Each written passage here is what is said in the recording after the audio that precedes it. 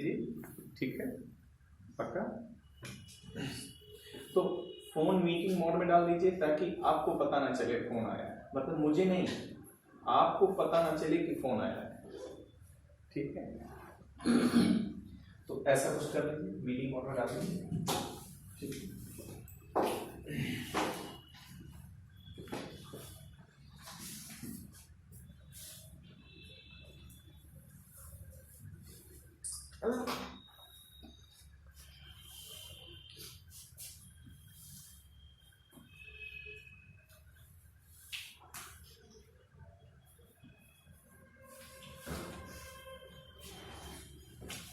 हम बात करें कॉन्स्टिट्यूंट असेंबली, संविधान सभा, कॉन्स्टिट्यूंट असेंबली, संविधान सभा की बात करें, ठीक है। कॉन्स्टिट्यूंट असेंबली में टोटल मेंबर्स, संविधान सभा में कुल सदस्य होंगे 389। ये तय किया कैबिनेट मिशन प्लान में कि भारत की एक संविधान सभा होगी, कॉन्स्टिट्यूंट असेंबली होगी, और उसमें टोटल मेंबर जो होंगे, टोटल मेंबर्स जो होंगे वो इक्वल टू 389 होंगे। प्रश्न यह उठता है कि ये 389 सदस्य क्यों, 390 क्यों नहीं, 391 क्यों नहीं। अब अगर हम इसकी बात करें कि ये संख्या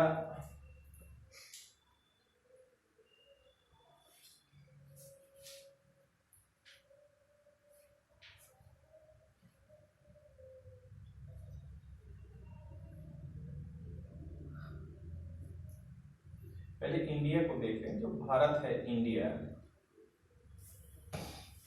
ये इंडिया दो भागों में डिवाइड है। First British India, British India, और दूसरा नेटिव स्टेट्स।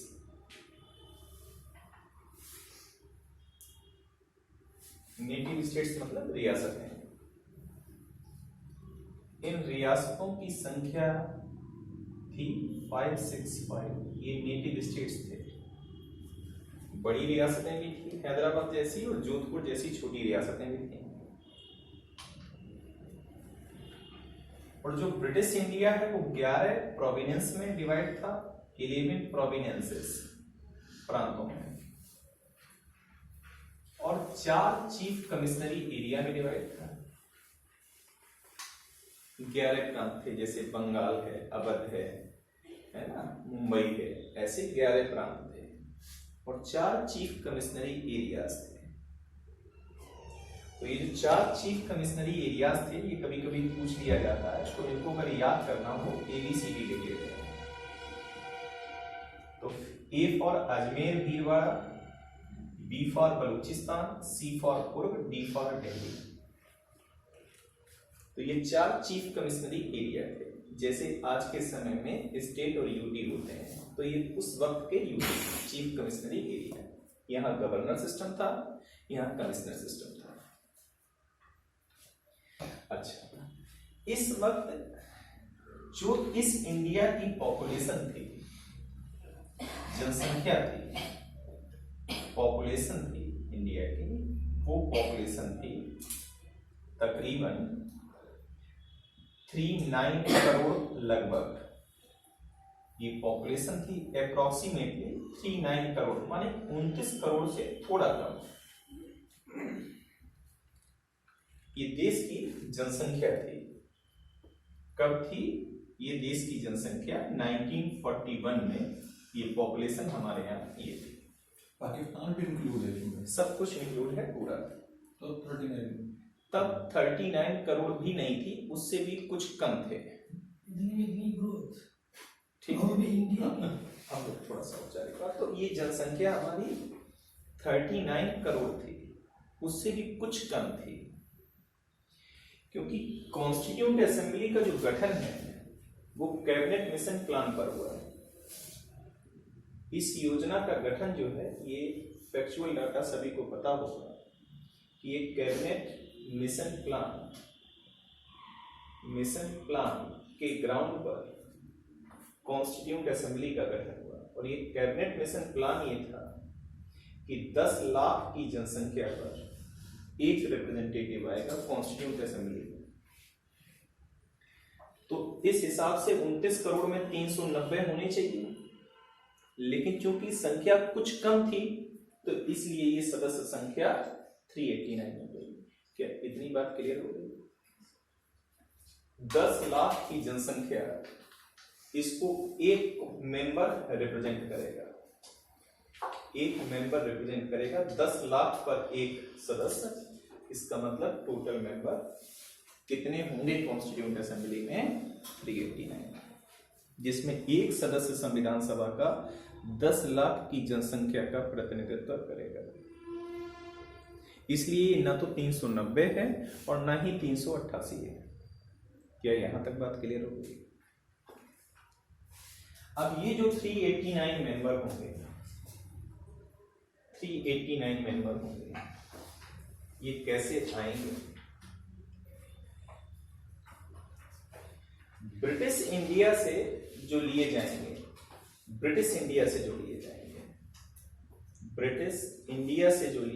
मेंबर।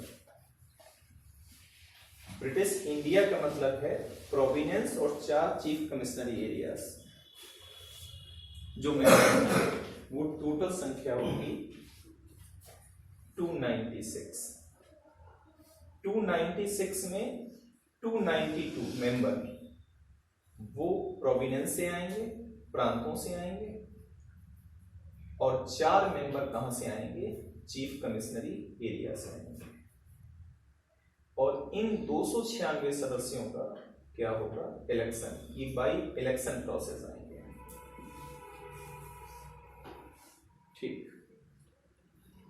और इसके बाद दूसरा डाटा ये है कि 93 जो नेटिव स्टेट्स हैं, जो रियासतें हैं, नेटिव स्टेट्स हैं, वो 93 मेंबर्स को नॉमिनेट करके भेजेंगे। माने यहां इलेक्शन नहीं होगा, यहां नॉमिनेशन होगा। अगर हम 296 में 93 ऐड करेंगे तो हमें संख्या 389 मिल जाएगी। हम अभी तक ये समझे कि कैबिनेट मिशन प्लान की ग्राउंड पर कॉन्स्टिट्यूएंट असेंबली का गठन हुआ। 10 लाख की जनसंख्या पर एक मेंबर होगा, माने संविधान सभा का एक सदस्य 10 लाख की जनसंख्या का प्रतिनिधित्व करेगा। तो टोटल मेंबर हो जाएंगे संविधान सभा में 389, जिसमें ब्रिटिश इंडिया से 296 आएंगे, जिसमें 292 प्रांतों से होंगे और हर चीफ कमिश्नरी एरिया से एक मेंबर चुना जाएगा। माने कि टोटल ये 296 होंगे और 93 नेटिव स्टेट्स नॉमिनेट किए जाएंगे। तो एक सवाल अगर आपसे पूछा जाए कि संविधान सभा में सदस्य, एक सवाल पूछा जाए अगर हम हिंदी में लिखें, संविधान सभा के सदस्य, एक सवाल, member of the constituent assembly, question में ए, उनका इलेक्शन हुआ था, बी नॉमिनेशन हुआ था, सी अपॉइंटमेंट हुआ था, या डी इलेक्शन एंड नॉमिनेशन हुआ था।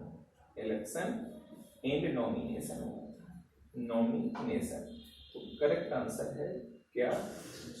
इलेक्शन और nomination. Election from the British India and nominated member from the native states. क्या यहां तक बात क्लियर हुई? दूसरा सवाल, कॉन्स्टिट्यूएंट असेंबली में कितने मेंबर थे? कुल 389। संविधान सभा का गठन किस योजना के तहत हुआ? कैबिनेट मिशन प्लान के तहत हुआ, और कैबिनेट मिशन प्लान के तहत ये संख्या रखी गई 389। 389 ही क्यों? क्योंकि 10 लाख की जनसंख्या पर एक प्रतिनिधि होगा। क्लियर? जितने भी नेटिव स्टेट्स थे, रियासतें थीं, वो रियासतें सब मिलकर 93 सदस्यों को संविधान सभा में भेजें। तो सवाल है, इनका इलेक्शन होगा तो इलेक्शन करेगा कौन? तो इलेक्शन करेंगे प्रांतों की जो विधानसभाएं हैं, प्रोविंशियल लेजिस्लेटिव काउंसिल्स प्रांतों में, वो भेजेंगी इसको, अब वो चुनेंगी इसको संविधान सभा के सदस्य।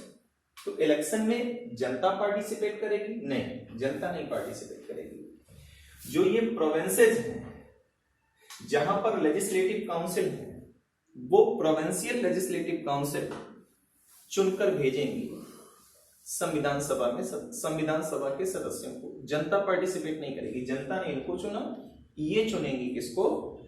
ये चुनेंगे संविधान सभा के सदस्यों को।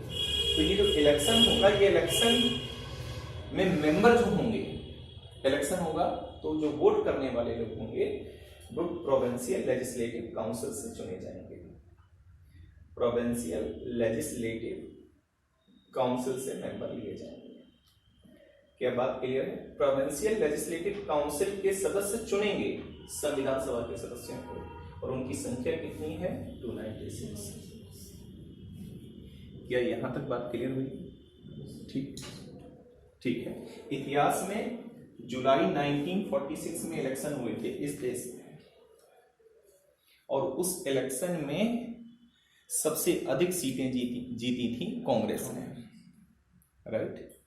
तो जुलाई 1946 में एक विषय है, कहीं आप जुलाई 1946 में इंडिया में इलेक्शन हुए थे, इंडिया में इलेक्शन हुए थे। ये इलेक्शन प्रोविंशियल लेजिस्लेटिव काउंसिल के थे, प्रोविंशियल लेजिस्लेटिव काउंसिल के इलेक्शन थे। प्रांतीय विधान परिषदें बनी थी, और उन प्रांतीय विधान परिषदों में जो वोटर थे वो जनता वोट कर रही थी, लेकिन यूनिवर्सल एडल्ट फ्रेंचाइजी नहीं थी, सीमित मताधिकार था। माने कुछ लोग जो टैक्स पेयर हैं, जो एजुकेशन है जिनके पास, या जो जमींदार हैं, प्रॉपर्टी है जिनके पास, उस ग्राउंड पर सीमित मताधिकार दिए गए थे, लिमिटेड फ्रेंचाइजी दी गई थी।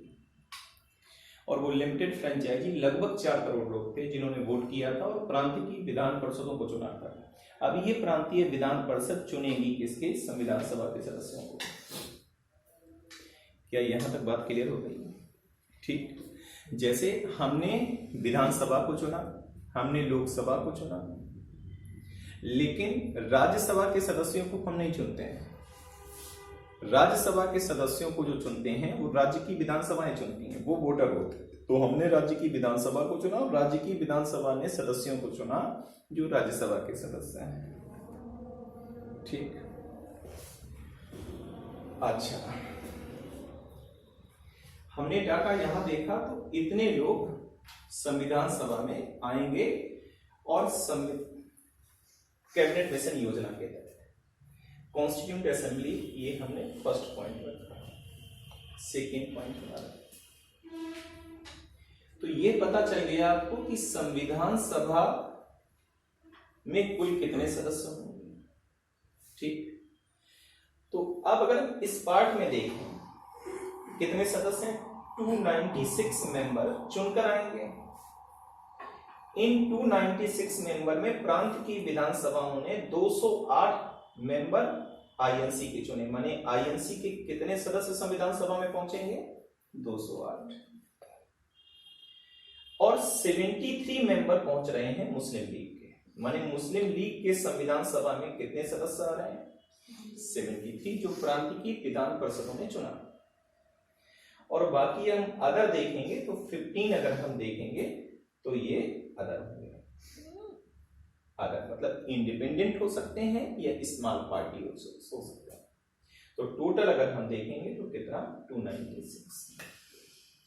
क्या ये बात क्लियर हो गई कि ये 296 जो प्रांत की विधान परिषदों ने चुना, उनमें 208 कांग्रेस के सदस्य थे संविधान सभा में, 73 मुस्लिम लीग के थे और 15 अदर्स के थे।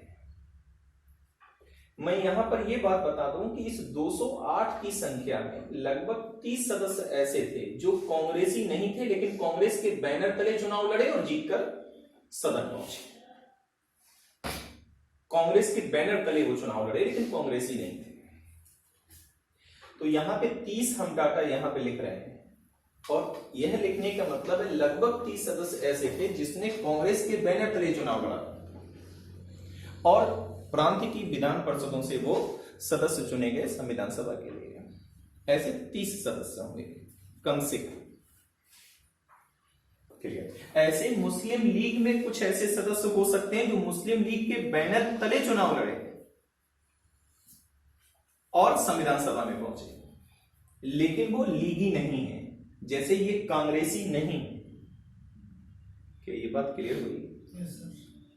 यहां तक पिक्चर क्लियर हुई। अब संविधान सभा का पहला सेशन ये So ये जो 296 members हैं वो elected by the provincial legislative council. Right, हाँ, इलेक्टेड बाय द। मैं इसी की कहानी बता रहा हूँ, इसलिए तो मैं अभी नहीं बात कर रहा। तो उसमें प्रांत की विधान परिषदों ने 208 सदस्य कांग्रेस के जीत कर आए, 73 सदस्य मुस्लिम लीग के जीत करके आए और 15 अदर्स माने इंडिपेंडेंट या स्मॉलर पार्टीज के लोग संविधान सभा पहुंचे। क्लियर। अब क्या मैं तीसरी बात रखूं? ठीक, तीसरी बात हमारे पास ये है, तीसरी बात यहां पर ये है,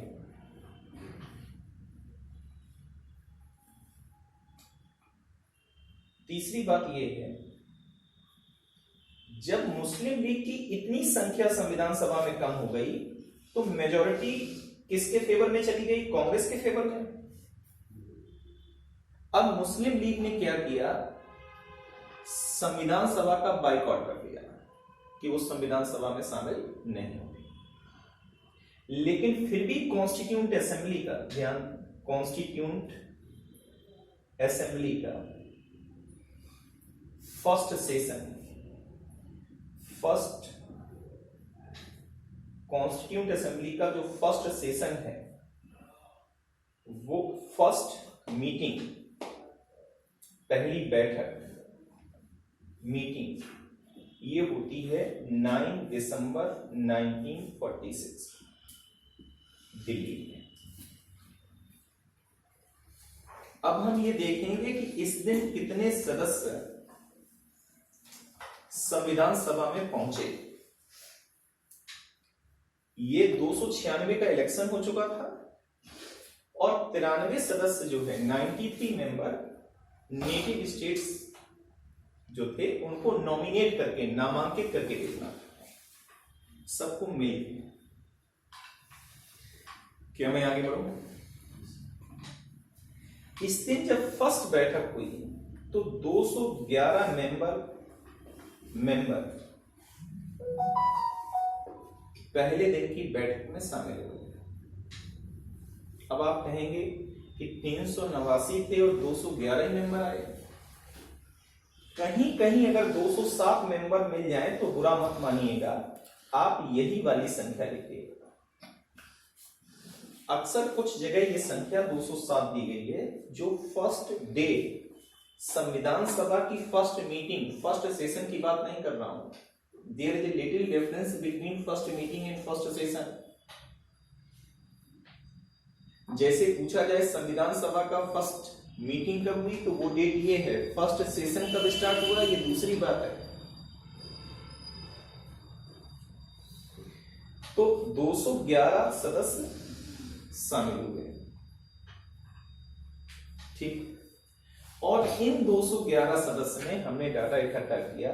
सबसे खास बात है कि 9 महिलाएं, 9 वीमेन्स, 9 महिलाएं उस दिन संविधान सभा में आई। टोटल संविधान सभा में टोटल ये सदस्य संख्या वीमेन की, टोटल सदस्य संख्या कितनी थी महिलाओं की जो चुनाव जीत करके आई, वो 15 थी। तो how many womens in constituent assembly?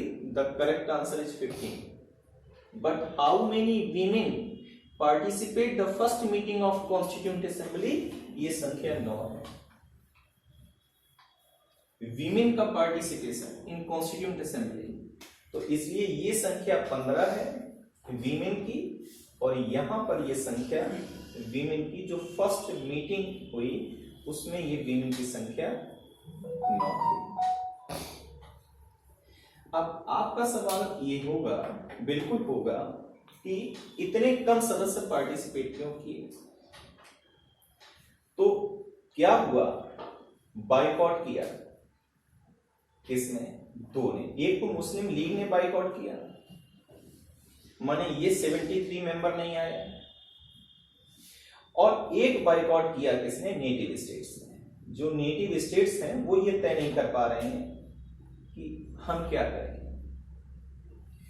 इसका मतलब ये हुआ कि अगर टोटल संख्या 389 थी और मुस्लिम लीग ने बाइकआउट किया,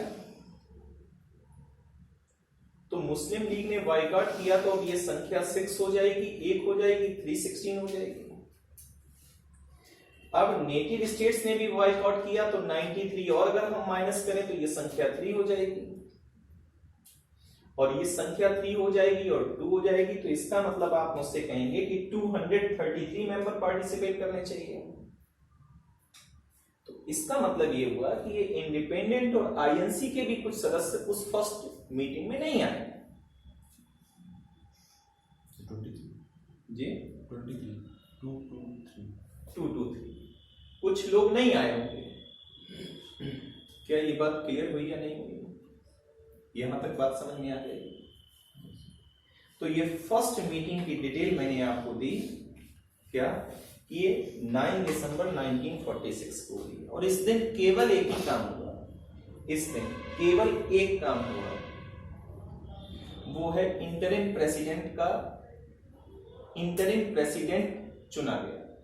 इंटरिम माने अंतरिम, माने टेम्परेरी, अस्थायी अध्यक्ष चुना गया।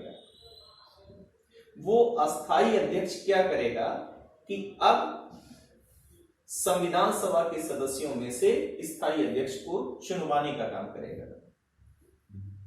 तो इस दिन क्या हुआ? केवल एक काम हुआ। क्या?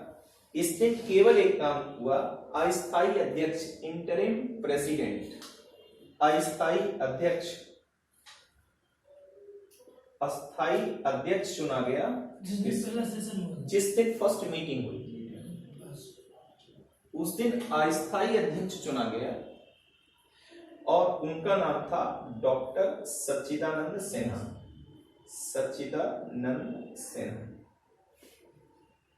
सबसे सीनियर मेंबर भी संविधान सभा में यही थे, on the ground of age.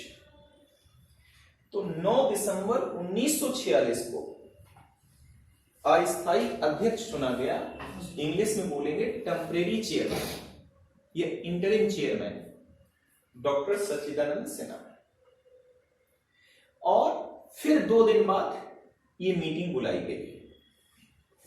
तो इसका मतलब है सेकेंड मीटिंग होती है 11 को। अब हम इसी में आगे बढ़ते हैं। तो सेकेंड मीटिंग होती है, वो होती है 11 दिसंबर 1946, 2 दिन बाद।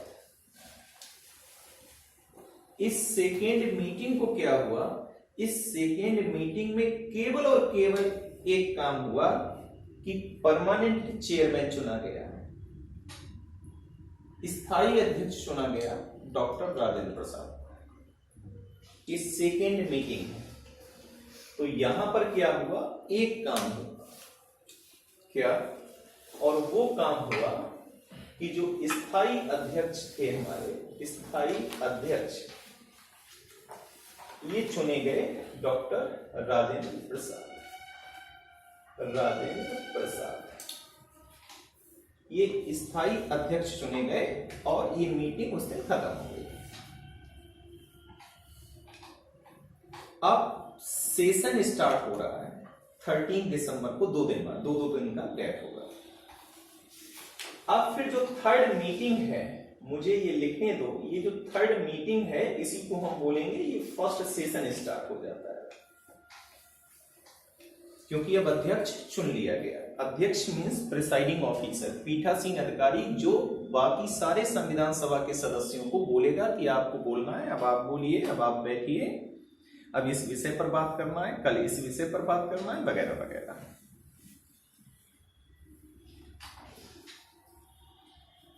तो जो थर्ड मीटिंग है वही फर्स्ट सेशन है, और ये स्टार्ट होता है फिर 2 दिन बाद, माने 13 दिसंबर 1946।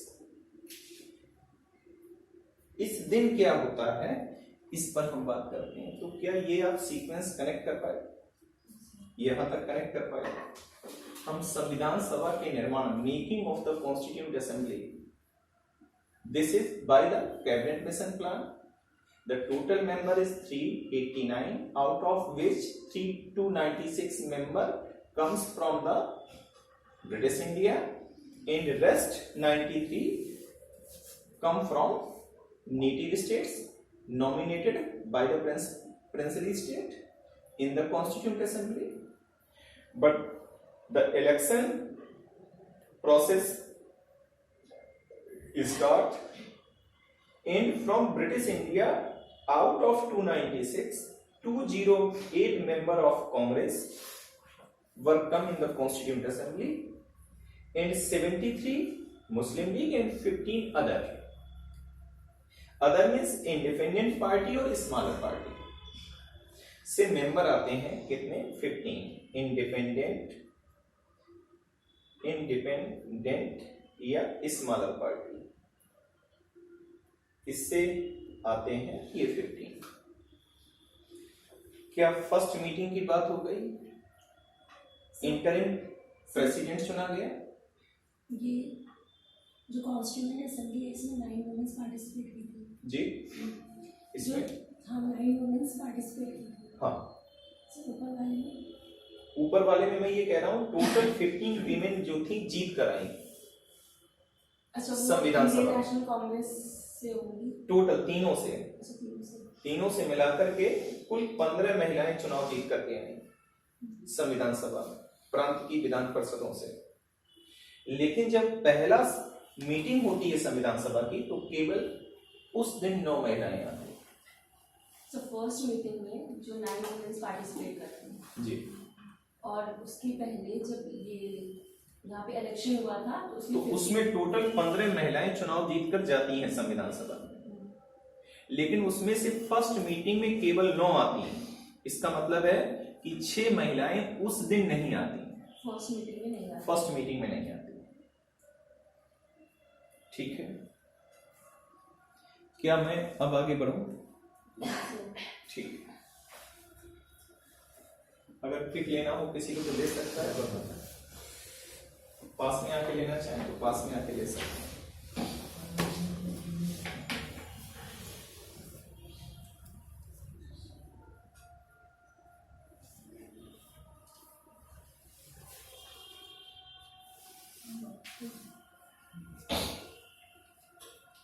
ये 30 संख्या में वो लिख रहा हूं, इस 30 को भी है कि ऐसे सदस्य चुनाव जीत कर आए जो कांग्रेसी नहीं थे, लेकिन वो कांग्रेस के बैनर तले चुनाव जीत करके आए।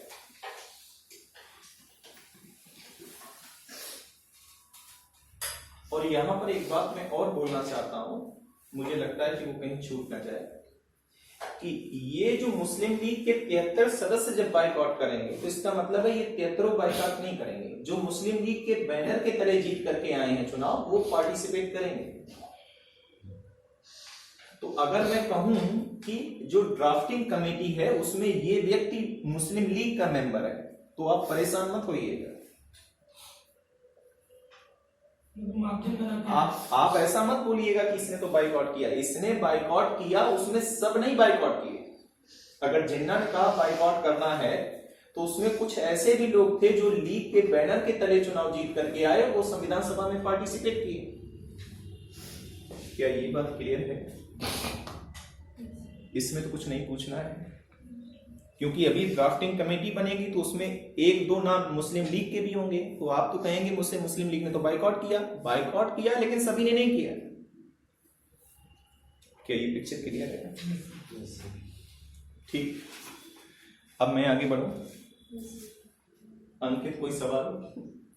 नहीं, तो कैसे साफ कर दूं मैं, है ना? जैसे बड़ा अच्छा दिन है आज मान लीजिए, और आपसे कहा जा सकता है कि संविधान निर्माण में महिलाओं की भागीदारी पर चर्चा करिए। एक तो वीमेन भी टॉपिक है और कॉन्स्टिट्यूंट असेंबली में 15 महिलाएं चुन करके गई, तो उनका योगदान, सुचिता कृपलानी जी है ना, बेगम रसूल जी यूपी से, अय्याज रसूल जी, एकमात्र मुस्लिम महिला जो संविधान सभा में गई वो यूपी से गई, एकमात्र। ये सवाल कई बार एग्जाम में पूछे जाते हैं, कई बार पूछे जाते हैं। तो टॉपिक क्या हो सकता था आज के दिन का, एक महत्वपूर्ण टॉपिक, या आप जाइएगा और इसको एंजॉय करिएगा क्वेश्चन को। ये संविधान, the contribution of women, the contribution of women, Pandit Vijay Lakshmi Pandit is the sister of Jawaharlal Nehru, is the member of Constituent Assembly.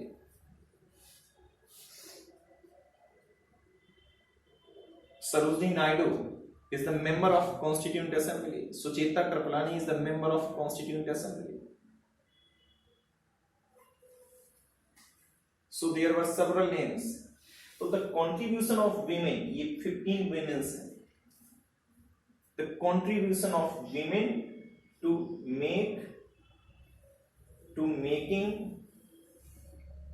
making the Constitution of India. ये फेवरेट विषय हो सकता है आपका कि संविधान निर्माण में महिलाओं का जो योगदान है उसका मूल्यांकन कीजिए। एक तो विषय महिला, एक तो संविधान सभा। ये सवाल अगर कभी आया ही होगा और आएगा भी भविष्य में। अब मैं इधर वाला पार्ट साफ कर देता हूं, ठीक है, ये साफ कर देता हूं। 13 दिसंबर को क्या हुआ?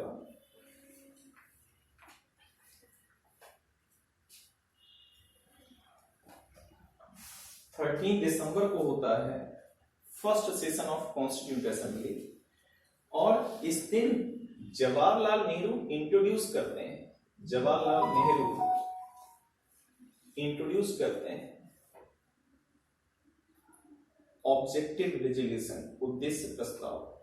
माने फर्स्ट सेशन के फर्स्ट डे में जवाहरलाल नेहरू के द्वारा संविधान में उद्देश्य प्रस्ताव पेश किया जाता है। What is the objective of the constitution?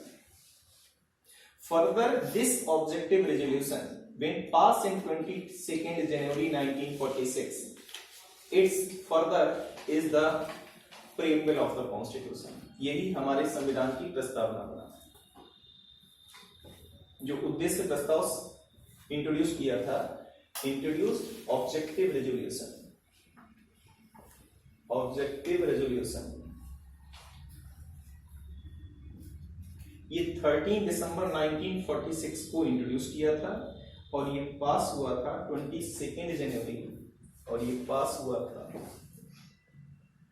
22 जनवरी 1947। पहले मैंने 46 गलती से बोल दिया था, तो ये 1940। ये भी कई बार पूछ लिया जाता है, पीसीएस के एग्जाम में पूछ लिया जाता है। उद्देश्य प्रस्ताव किसने इंट्रोड्यूस किया, कब पास किया गया?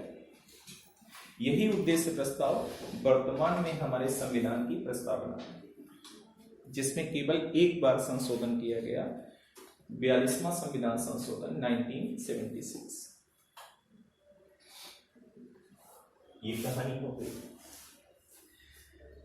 उद्देश्य प्रस्ताव के बाद हम देखें तो 22 जुलाई 19।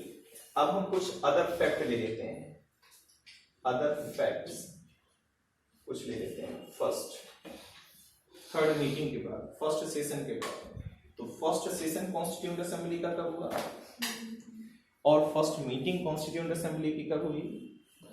9 दिसंबर। ठीक है, जरा सा आप सावधानी ना बरतिए तो देखिए एक शब्द में कैसे गलती हो सकती है।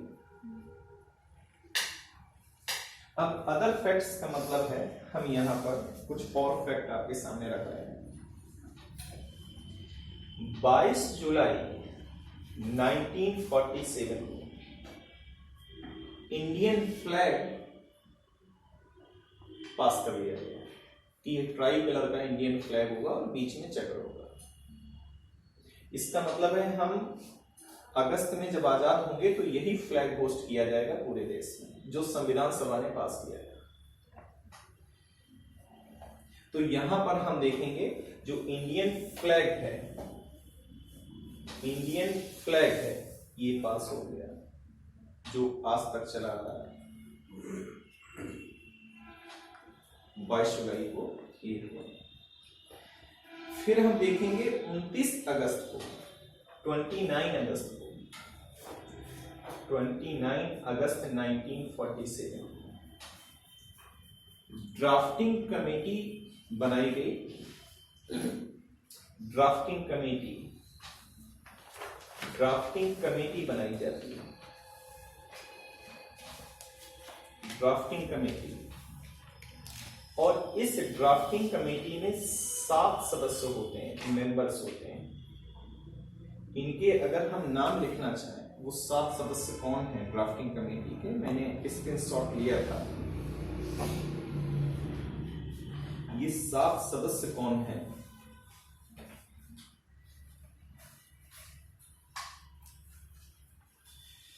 तो Ambedkar is the chairman, doctor BR Ambedkar ये चेयरमैन है ड्राफ्टिंग कमेटी के। KM Munshi, Kanhaiyalal Maneklal Munshi, KM Munshi. ये सवाल पूछ लिया जाता है कौन ड्राफ्टिंग कमेटी में था या नहीं था, ये पूछा गया भी है कई बार। फिर अल्लादी कृष्णा स्वामी अय्यर, अल्लादी कृष्णा स्वामी अय्यर, IYER, अय्यर, IYER। फिर N गोपाल स्वामी आयंगर, गोपाल स्वामी आयंगर, ये एक नाम है। DP खेतान, ये एक नाम है। फिर BL मित्तर, एक नाम ये है। याद नहीं करना है, एक बार लिख लेना है, तो जब भी सवाल आएगा कि कौन सदस्य नहीं था, आपको फील आ जाएगा। फिर मोहम्मद सादुल्ला, अब ये मोहम्मद सादुल्ला मुस्लिम लीग के सदस्य हैं, मुस्लिम लीग के बैनर के तले चुनाव जीत कर आए और ड्राफ्टिंग कमेटी में। तो वही बात मैं उस वक्त कह रहा था कि अगर मुस्लिम लीग ने बाइकआउट किया तो इसका मतलब ये कतई नहीं कि सारे मुस्लिम लीग के लोग संविधान सभा में नहीं जाएंगे। मोहम्मद सादुल्ला, SAADULLAH, मोहम्मद सादुल्ला।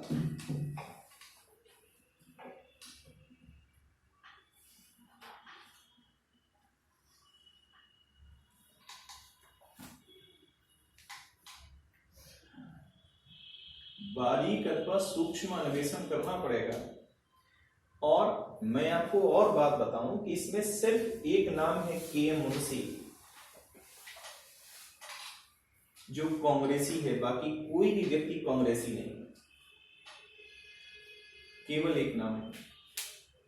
कांग्रेस का केवल शुद्ध रूप से कांग्रेसी अगर कौन है, यह सवाल पूछा जाए कि ड्राफ्टिंग कमेटी में वो व्यक्ति जो शुद्ध रूप से कांग्रेसी था, माने कांग्रेसी था, बाकी तो कांग्रेस के बैनर तले लोग आए,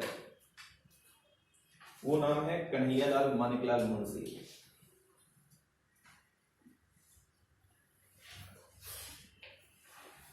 मुस्लिम लीगी नाम, ये मुस्लिम लीगी नाम है,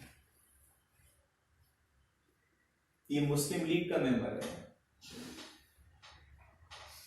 और प्रारूप समिति, ड्राफ्टिंग कमेटी, ड्राफ्ट होगा संविधान।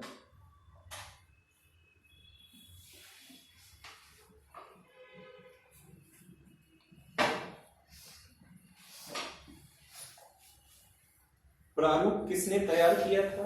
अंकित। अम्बेडकर। मगर सर तुमको आती नहीं। तो संविधान सभा का प्रारूप तैयार किया था BN राव ने, मगर सर तुमको आती नहीं। तो संविधान सभा का प्रारूप ड्राफ्ट जिसने तैयार किया था, कभी आपने देखा ना रेलवे फाटक में क्या लिखा रहता है? सावधानी हटी दुर्घटना घटी। कई स्टूडेंट इसलिए भी सेलेक्ट नहीं हो पाते हैं कि वो कुछ गलतफहमी से 2-4 सवाल गलत हो जाते हैं। वो 2-4 सवाल गलत नहीं हुए, वो उनका वो साल खत्म हो गया, वो साल खत्म हो गया। तो संविधान सभा का प्रारूप ड्राफ्ट किसने तैयार किया था? BN राव ने। उस ड्राफ्ट पर विचार करने के लिए एक कमेटी बनाई गई, इस कॉल्ड ड्राफ्टिंग कमेटी, और उस ड्राफ्टिंग कमेटी के चेयरमैन अम्बेडकर थे।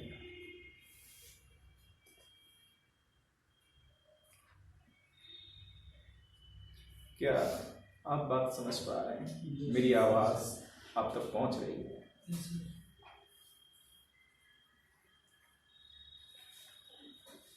अब ये बात मैं लिखवा नहीं रहा हूं, कुछ मैं बोल भी दे रहा हूं, तो आप माइंड में रखेंगे या आप आगे पीछे घर जाके नोट कर लें। अच्छा, और जब से ये यूनिवर्सिटी आ गई है मोबाइल, अभी तक तो यूनिवर्सिटी थी, जाना पड़ता था, अब यूनिवर्सिटी आपके घर के कमरे में घुस गई है। तो प्रॉब्लम ये है कि वो आंशिक अधूरी शिक्षा पढ़ पढ़ के लोग भी वैसे। अब मैंने तो माशाअल्लाह किताब से तालीम हासिल की, अच्छी किताब पढ़ी है, तो मुझे उसका रस प्राप्त है, आनंद प्राप्त है, तो मैं उस आनंद की अनुभूति आपको करा सकता हूं। तो अक्सर आपको लिखा मिलेगा कि संविधान सभा का प्रारूप अंबेडकर ने तैयार किया है, जो गलत है। क्या मैं आगे बढ़ूं? क्या ये भी बात क्लियर हो गई कि ये मुस्लिम लीग का व्यक्ति है जो ड्राफ्टिंग कमेटी में है? क्या आपको ये भी पता हुआ कि इकलौता ऐसा व्यक्ति, अब अंबेडकर की कहानी मैं यहां कर लूंगा आपसे, कि अंबेडकर कांग्रेसी नहीं है, ये मैं यहां पे कहानी आपको बता रहा हूं अंबेडकर के बारे में। अंबेडकर बॉम्बे से चुनाव लड़ते हैं और बॉम्बे प्रांत की विधान परिषद ने अंबेडकर को वोट नहीं किया और अंबेडकर चुनाव हार गए।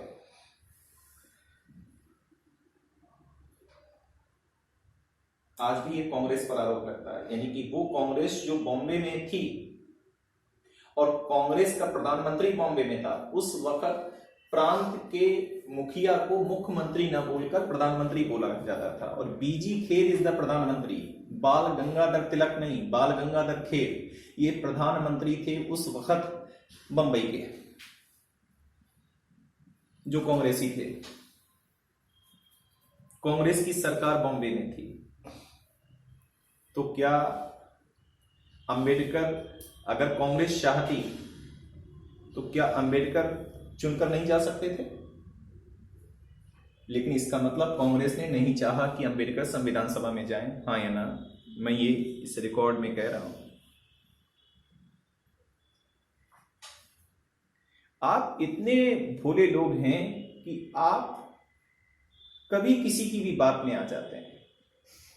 आप सिर्फ किताब पढ़िए, असली आनंद अगर कहीं है तो किताब में है, पुस्तक में। अच्छी किताबें पढ़िए, उनका संग्रह करिए, उन किताबों को पढ़िए और उनसे जो जानकारी मिलेगी वो 100% सही है। तो मतलब सर अम्बेडकर का श्रेय सिर्फ जिसमें ड्राफ्टिंग में था, बाकी संविधान में कुछ नहीं है। मैं पूरी अभी बात रख रहा हूं, अभी अम्बेडकर की वही बात मैं करने जा रहा हूं, तो पूरी पहले मेरी बात सुने, फिर आप अपना सवाल रखेंगे। मैंने अभी तक इतना कहा है आपसे कि अम्बेडकर बॉम्बे से चुनाव लड़ते हैं और बॉम्बे की जो प्रांतीय विधान परिषद थी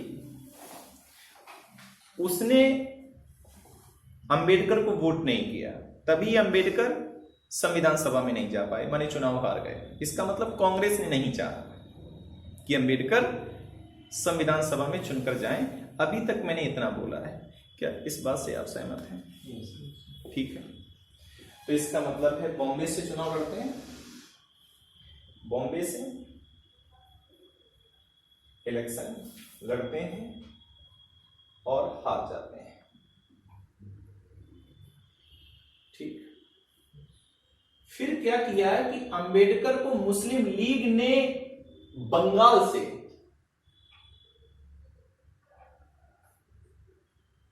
चुनाव जिताकर संविधान सभा में भेजा, मुस्लिम लीग ने। और मुस्लिम लीग की जिस सीट से अंबेडकर संविधान सभा पहुंचे, उस सीट का नाम भी मैं कह रहा हूं, वो है जैसर खुलना। मैं औपचारिक जानकारी दे रहा हूं। तो इसका मतलब है कि हार गए। और बॉम्बे में किसकी सरकार थी? आईएनसी की गवर्नमेंट थी, और वीजी खेर, बाल गंगाधर खेर पीएम थे। फिर क्या है बंगाल से? बंगाल में किसकी सरकार थी? मुस्लिम लीग की गवर्नमेंट थी बंगाल में। ये बंगाल अगर हम देखेंगे तो मुस्लिम लीग की गवर्नमेंट थी, और यहां पर पीएम थे सोहरावर्दी। सोहरावर्दी ये पीएम थे, लीगी प्राइम मिनिस्टर सोहरावर्दी। बंगाल से इलेक्शन लड़ा फिर अंबेडकर ने, और मुस्लिम लीग ने उनको चुनाव में जिताकर संविधान सभा में भेजा। और जिस सीट से अंबेडकर चुनाव जीतकर संविधान सभा में गए, वो आज पाकिस्तान में चली गई। मतलब पहले पूर्वी पाकिस्तान में गई, आज वो बांग्लादेश में। उस सीट का नाम है जैसर कुलना। जिस सीट से वो चुनाव जीते, जैसर कुलना, ये सीट है, गूगल कर लीजिएगा। राइट, इस सीट से वो जाते हैं संविधान सभा में। ठीक, क्या इतनी बात क्लियर हुई? ठीक। अब जैसे ही 15 अगस्त 1947 को ये देश आजाद हुआ, 14 अगस्त को पाकिस्तान बना, तो ये सीट फिर पाकिस्तान में चली गई। इसका मतलब अंबेडकर संविधान सभा से फिर बाहर हो गए। अब फिर हम तीसरी बात कह रहे हैं, अंबेडकर फिर संविधान सभा से बाहर हो गए, क्योंकि ये वाली सीट 14 अगस्त को जैसर खुलना सीट जो है, क्षेत्र चला गया पूर्वी पाकिस्तान, जो आज का बांग्लादेश है।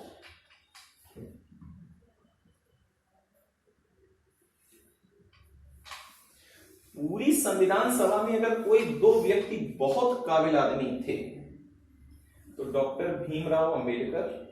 इनकी काबिलियत पर न तब न आज भारत के किसी भी व्यक्ति को संदेह नहीं है, वो किसी जाति धर्म सेक्स का हो। और दूसरा doctor BN Rau. BN Rau साहब तो वो व्यक्ति थे जिन्होंने बर्मा का भी संविधान लिखा, जिन्होंने दुनिया के कुछ और देशों के संविधान लिखने में मदद की, और जो अंतरराष्ट्रीय जो न्यायालय है उसके जज भी बने। मतलब इनकी काबिलियत पर कोई दो राय नहीं है। इसीलिए बीएन राव साहब को कॉन्स्टिट्यूशनल एडवाइजर बनाया गया, और भीमराव अंबेडकर को ड्राफ्टिंग कमेटी जैसे महत्वपूर्ण कमेटी का चेयरमैन बनाया गया। क्या यहां तक बात क्लियर है? ठीक। अब जब ये सीट चली गई पाकिस्तान में, तो अंबेडकर फिर बाहर हो गए। काबिल व्यक्ति की पहचान कर लेता, उसको बड़ी प्रसन्नता होती है उसके साथ रहने में। काबिलियत का एक विशेष फीचर ये है, इसीलिए हर स्टूडेंट अपनी काबिलियत के आधार पर अपने गुरु की तलाश कर लेता है, और वो वहां संतुष्ट हो जाता है, क्योंकि वो अपनी काबिलियत के स्टैंडर्ड से गुरु की तलाश करता है, और वो वहां संतुष्ट हो जाता है। इसीलिए हमारे ही बच्चे जो हमारे ही पास में यहीं से पढ़ के कोचिंग चला रहे हैं, वो हमसे ज्यादा बच्चे रखे हुए हैं।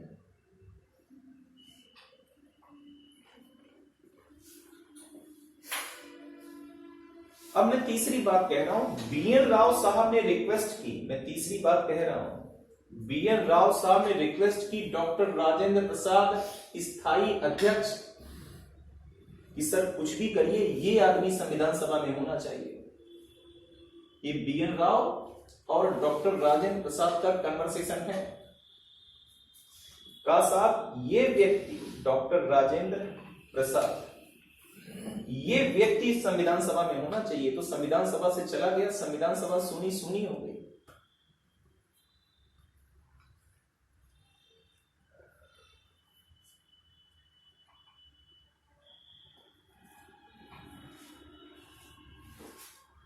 डॉक्टर राजेंद्र प्रसाद ने, चूंकि मुंबई से ही आते थे अंबेडकर, तो डॉक्टर राजेंद्र प्रसाद ने बीजी खेर से बात की। बीजी खेर प्रधानमंत्री ऑफ बॉम्बे का, कुछ भी करिए आप अंबेडकर को भेजिए। तो अंबेडकर को कैसे भेजा जाए, इसका मतलब कोई सीट पहले खाली कराई जाए, तभी तो अंबेडकर उस सीट से जाएंगे। तो एक MR जयकर की सीट मुंबई की एक कॉन्स्टिट्यूएंसी से खाली कराई गई और उस कॉन्स्टिट्यूएंसी में फिर अंबेडकर को जिताकर वहां से भेजा गया, कहां, संविधान सभा में। तो बीजी खेर जो प्राइम मिनिस्टर हैं, वो MR जयकर ये सीट खाली कराते हैं, और इसी सीट से अंबेडकर अगेन फिर से कॉन्स्टिट्यूंट असेंबली आते हैं,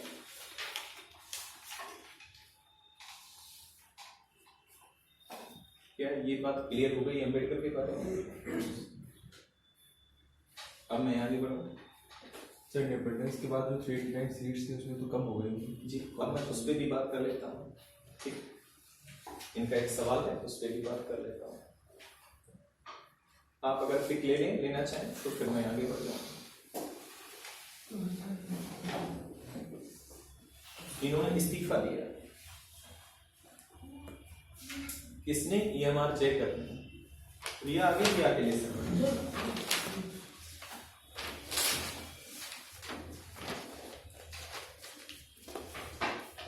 सही एंगल में आया, क्लिक करने से सही है।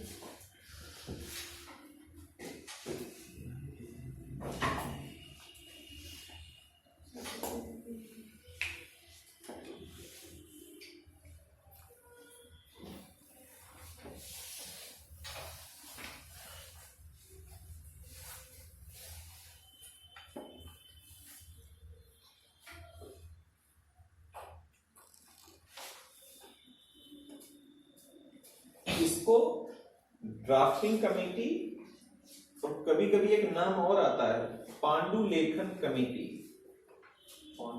पांडुलेखन तो आ जाए तो परेशान मत होइएगा। पांडुलेखन, ड्राफ्टिंग या प्रारूप तीनों पर्यायवाची शब्द हैं, जैसे जल, पानी, नील। तो इसको पांडुलेखन इंग्लिश में ऐसे PANDU, ऐसे पांडुलेखन कमेटी या समिति भी बोलते हैं, पांडुलेखन समिति भी बोलते हैं। अच्छा,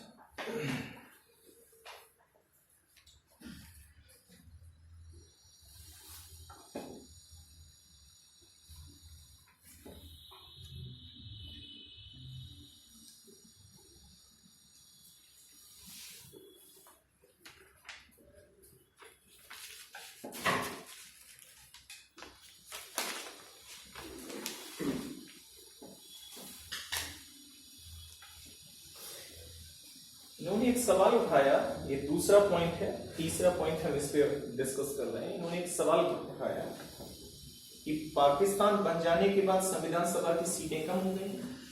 बिल्कुल हो गई। तो कितनी कम हो गई? 90 सीट जो है वो दे दी गई पाकिस्तान को। 90 सीट्स ये पाक को चली गई, पाकिस्तान को चली गई। इसका मतलब उसके बाद जो संविधान सभा में पाकिस्तान बनने के बाद जो कुल सीटें रह जाती हैं वो कितनी रह जाती हैं?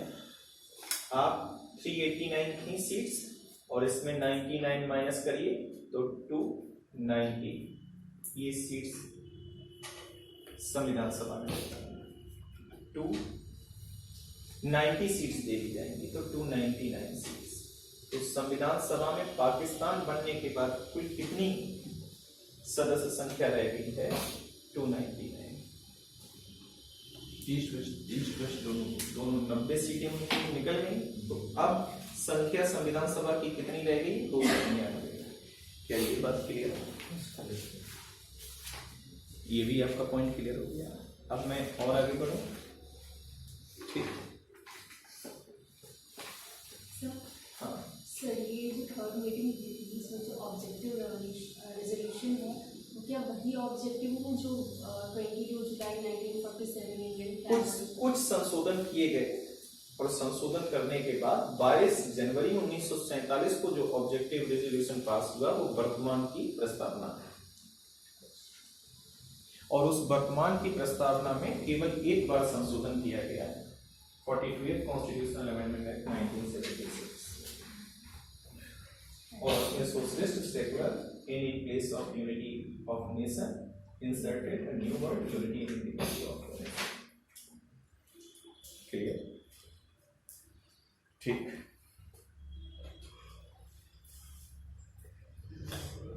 क्या मैं अब साफ करूं? ठीक है।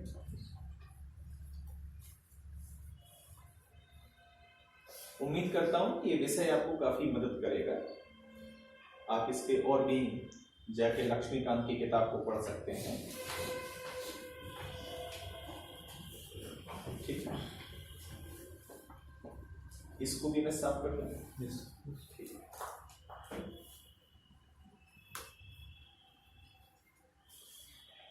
नेक्स्ट अदर फैक्ट में आएंगे तो टोटल सेशंस हुए। सेशंस को हिंदी में सेशन को बोलते हैं अधिवेशन।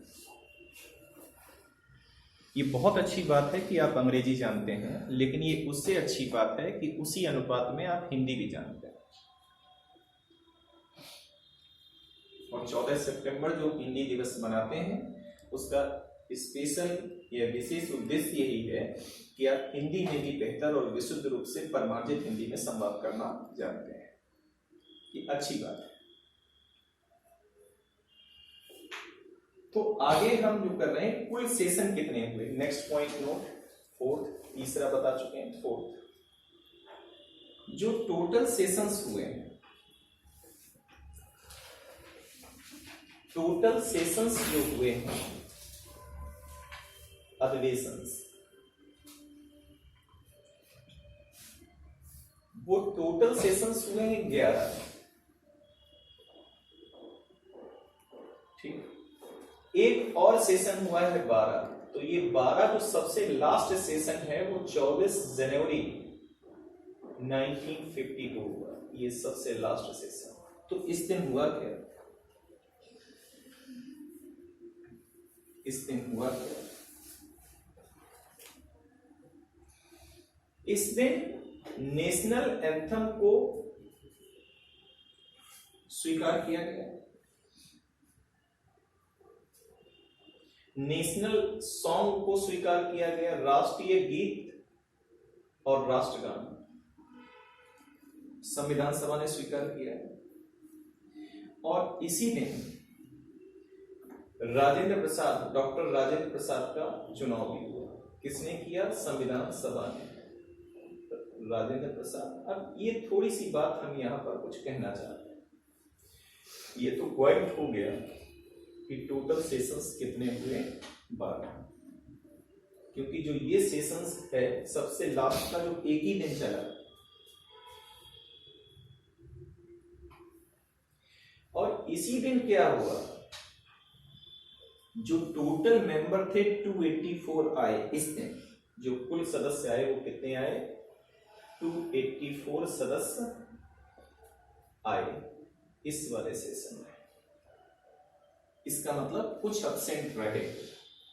टोटल 299 आना चाहिए, 284 आए, कुछ एब्सेंट रहे, कुछ की तबीयत खराब थी, और कुछ की तबीयत इसलिए खराब थी कि पाकिस्तान बन गया और वो पाकिस्तान के सपोर्टर थे।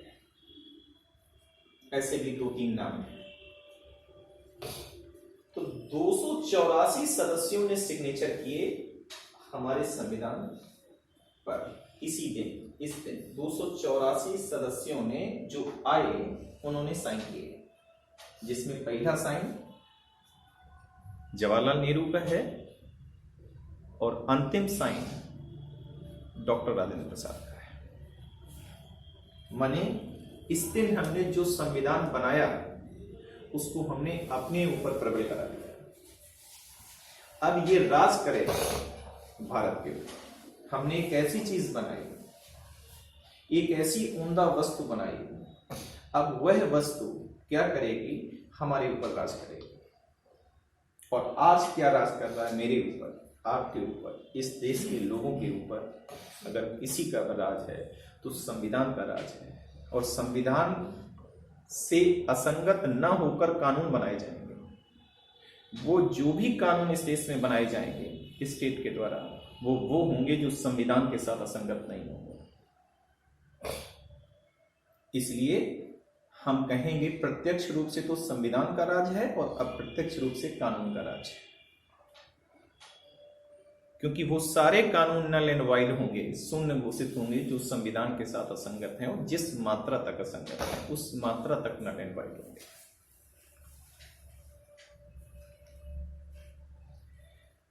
साइन किया और हमारे ऊपर प्रवेल कर गया क्या, इस देश का संविधान।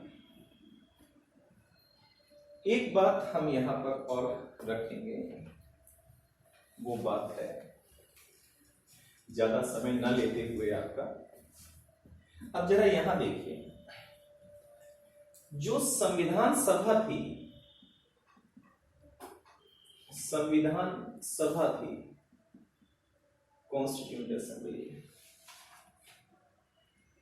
ये दो तरह से काम करती थी। फर्स्ट हाफ में जब ये काम करती थी तो संविधान सभा के तौर पे काम करती थी, संविधान सभा ही फर्स्ट हाफ में संविधान सभा के तौर पर काम करती थी, संविधान सभा के तौर पर काम करती थी। और जब संविधान सभा के तौर पे काम करती थी तो इसका जो चेयरमैन था या प्रेसिडेंट था वो थे डॉक्टर राजेंद्र प्रसाद, राजेंद्र प्रसाद। और जब सेकेंड हाफ में काम करती थी तो यही संसद बन जाती थी,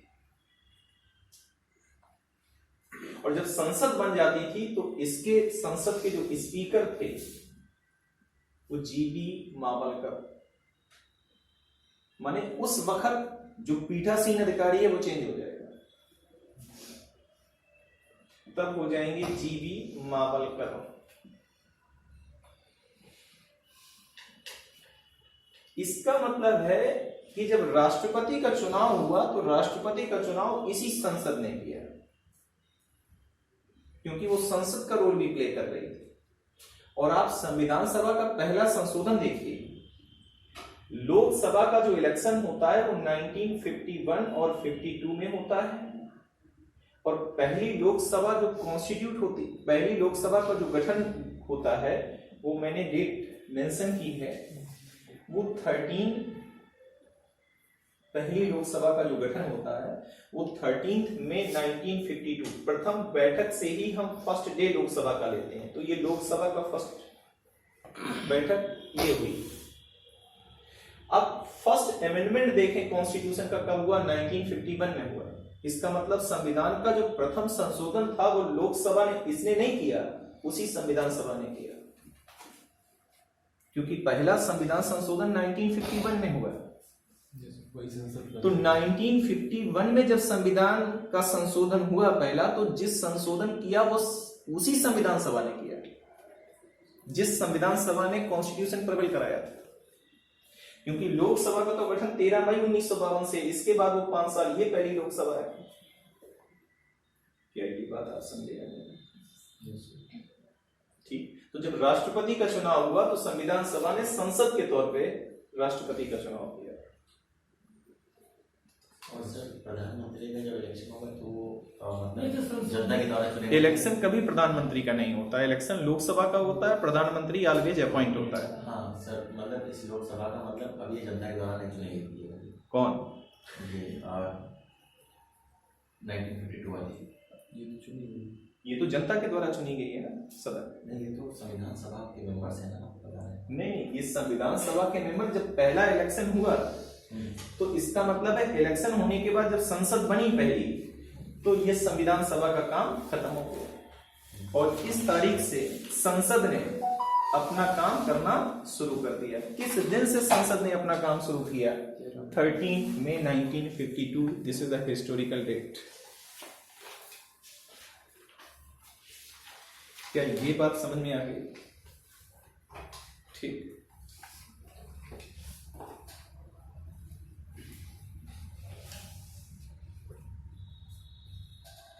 तो संविधान का प्रथम संशोधन किसने किया? वो नहीं जो लोकसभा का नया नया गठन हुआ उसने नहीं किया कि वो लोकसभा राज्यसभा से पास ना, वो प्रोसीजर ही नहीं था, वो संविधान सभा ने ही किया। संसद बन गई। संसद बन गया। नहीं संशोधन। ठीक है, यहां तक बात क्लियर हो गई। तो हमारी चर्चा यही थी आज की, the making of the constitution, संविधान का निर्माण। कितने लोगों ने लास्ट डेज पर सिग्नेचर किए? वो 284 डेज। अब नोट में एक बात और लिखवा के हम अपनी बात खत्म कर रहे हैं। तो नीचे वाला कर दीजिए, नीचे वाला जल्दी से सर नीचे वाला कर दीजिए, वो हो चुका है। अच्छा,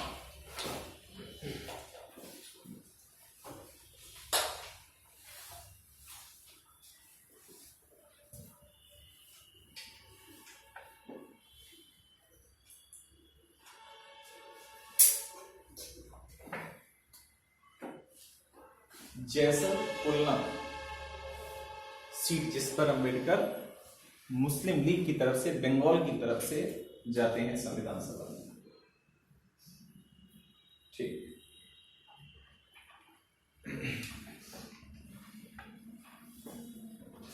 नेक्स्ट पॉइंट जो भी हो नोट में, दो महत्वपूर्ण नाम हम लेंगे। नंदलाल बोस, एक नाम है नंदलाल बोस,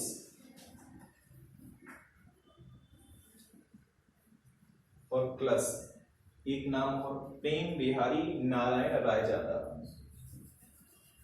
प्रेम बिहारी नारायण, ये पूरा एक ही नाम है, रायजादा।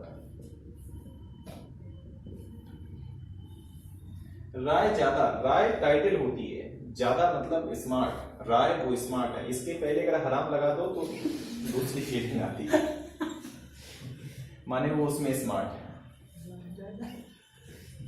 बोलने से देखिए माहौल खराब हो गया, जब तक नहीं बोला तभी तक ठीक था। आगे बढ़ो मैं इन दो के बारे में। एक होता है कैलीग्राफी, कैलीग्राफी मतलब एक होता है आप लिख रहे हैं और एक तरफ जो कर्सिव राइटिंग होती है ऐसे समथिंग। पूरा संविधान लिखा गया हैंड राइटिंग से, कैलीग्राफी में इसके द्वारा। और इन्होंने क्या किया, उस पेज को बड़ा खूबसूरत बनाया है, ऐसे ऐसे ऐसे। फिर इसमें ऊपर कुछ रामायण के चित्र दिए गए जो मूल संविधान में है। वो काम नंदलाल बोस ने किया, चित्रकारी हर पेज पर हाथों से किया गया है। संविधान सभा की मैं बात कर रहा हूँ जी ना, मैं ये नहीं कह रहा हूँ संविधान सभा के सदस्य, इन्होंने ये काम किया है, ये कैलीग्राफी और ये उसको सजाया है, डेकोरेट किया है, हर पेज को डेकोरेट किया है। तो इसलिए दो बड़े महत्वपूर्ण नाम हैं, इनको भी उसी मात्रा में श्रद्धांजलि मिलनी चाहिए। हाथ से लिखा गया था संविधान, तो इसलिए नंदलाल बोस इसको पार्ट जो सर नंदलाल बोस ने लिखा अभी भी वो मूल स्वरूप में है कि वो वही मूल स्वरूप में है, राइट। अभी भी वो संसद भवन में पूरा सुरक्षा में रखा गया है। ठीक, तो आज का लेक्चर यहाँ पर भी एंड होता है। तो मैं समझता हूं कि हम लोगों ने रिपब्लिक डे सही मायने में सेलिब्रेट किया कि हम दो बातें भी यहाँ पर संविधान सभा के बारे में पता कर। आप एक क्लियर कर दीजिए। फिर उसने कहा था कि फर्स्ट मीटिंग हुई थी 1946 में, 9 दिसंबर 1946। तो मुस्लिम लीग ने बाइकआउट किया था, तो मुस्लिम लीग और नेटिव स्टेट्स ने भी बाइकआउट किया है। तो नेटिव स्टेट क्या हुआ? नेटिव स्टेट बाइकआउट कर रहे हैं, राइट। मतलब ये- उन्होंने अपने नॉमिनेटेड मेंबर नहीं भेजे। नॉमिनेटेड उन्होंने मेंबर्स को नहीं भेजा। अभी रुक जाइए,